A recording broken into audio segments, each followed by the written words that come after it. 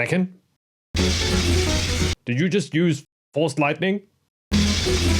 No, Obi-Wan, you're seeing things again. Feel the dark side's power. Anakin?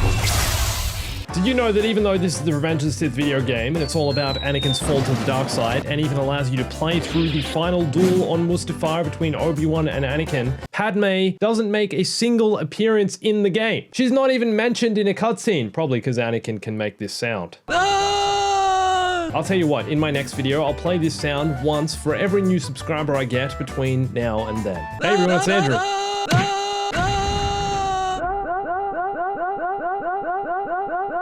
What's even more interesting is that this game came out 2 weeks before the actual film even released. Revenge of the Sith was arguably one of the most anticipated Star Wars films ever, and yet they released the game 2 weeks beforehand, even though it had a bunch of cutscenes that were from the film.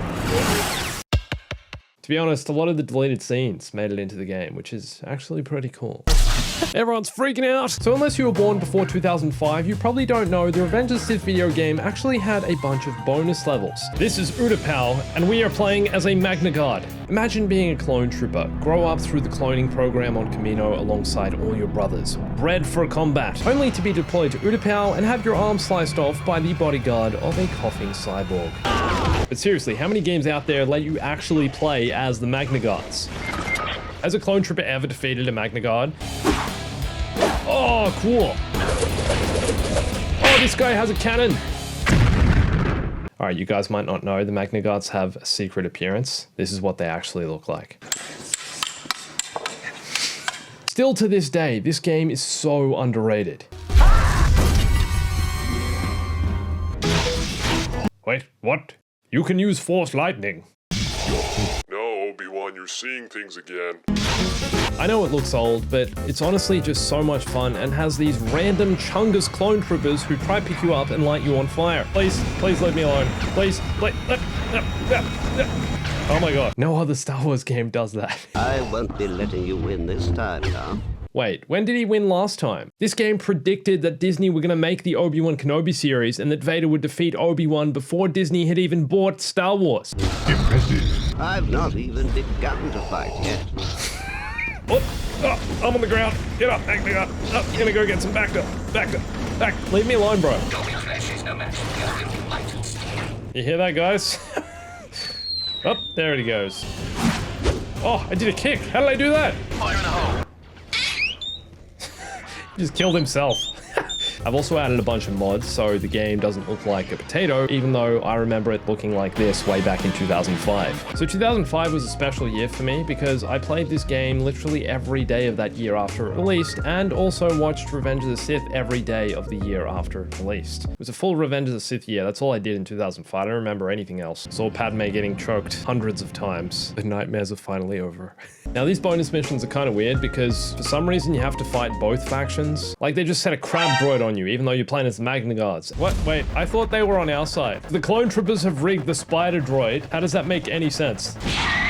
And then when you're playing as General Grievous, slaughtering clone after clone, the devs are just like, hey, we should throw some droids at you as well, even though you're literally the leader of the Separatist army. You guys are supposed to be on my side. That's like building an entire cinematic universe and then having the people you gave it to tear it to shreds.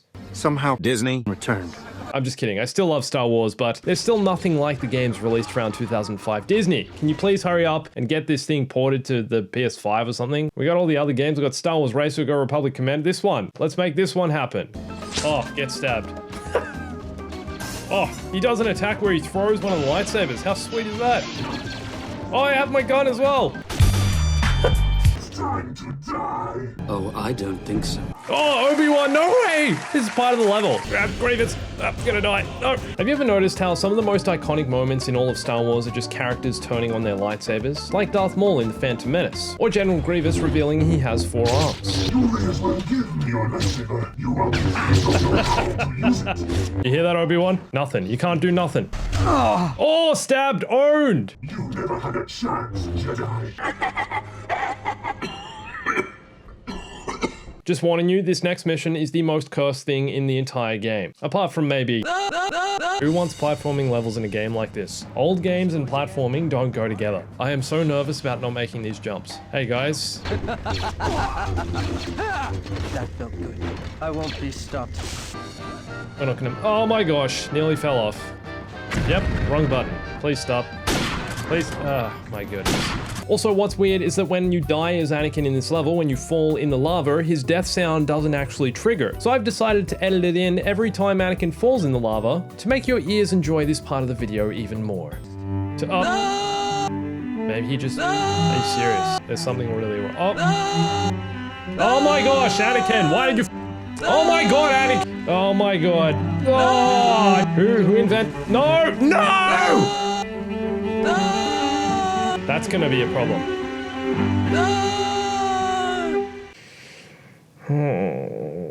This Order 66 mission is one of the best ever, because it lets you play as Yoda in the Jedi Temple, killing wave after wave of 501st Clone Troopers. I like that the combat, he actually moves like Yoda as well. Look at the spinny flippies. That's the smallest Jedi I've ever seen. It's interesting, he's smaller and I think he has less health than the other characters also. He's too big to pick me up. Look, he's stun locked. No back to Yoda.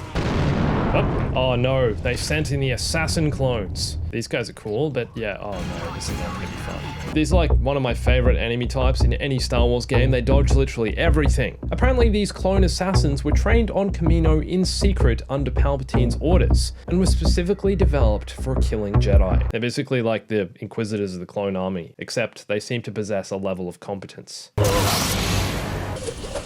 It's like a dance, man. Just grunting. Too easy this is.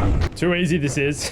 And now they're all dead. And Yoda's just sad. Sad Yoda. Sad Yoda's the worst Yoda. Yoda's too sad in Star Wars, man. He's always sad. He's always saddened by events. Look how sad. Yeah, poor little Yoda. Poor little Yoda. Cheery Yoda's the Yoda I like. You know that part in Empire Strikes Back when he's rummaging through Luke's things? He finds the torch and it's like the greatest moment in all of Star Wars. Imagine being a clone trooper, grow up through the cloning program on Kamino alongside all your brothers, battle-hardened, conditioned, bred for combat, molded by it, only to be the first clone to drop down from the ceiling and be sliced in half by a dual-wielding Padawan. So this is Sin Dralek, which is actually Nick Gillard backwards, the stunt coordinator responsible for bringing us all the epic duels of the prequels. This is the character we see in the security hologram recordings, and even though he later appears in an episode of the Clone Wars, I'm pretty sure he was actually made into a proper character rather than a background Jedi specifically for this game. Some of his moves actually match Anakin's as well, which is pretty cool. Imagine being a Jedi Master, grow up through the Jedi Academy on Coruscant, battle-hardened, conditioned, bred for combat, only to be stabbed by a broody tween who can make a sound like... Also, if you like old Star Wars games, I have a full series about this game. Go watch it. Bye.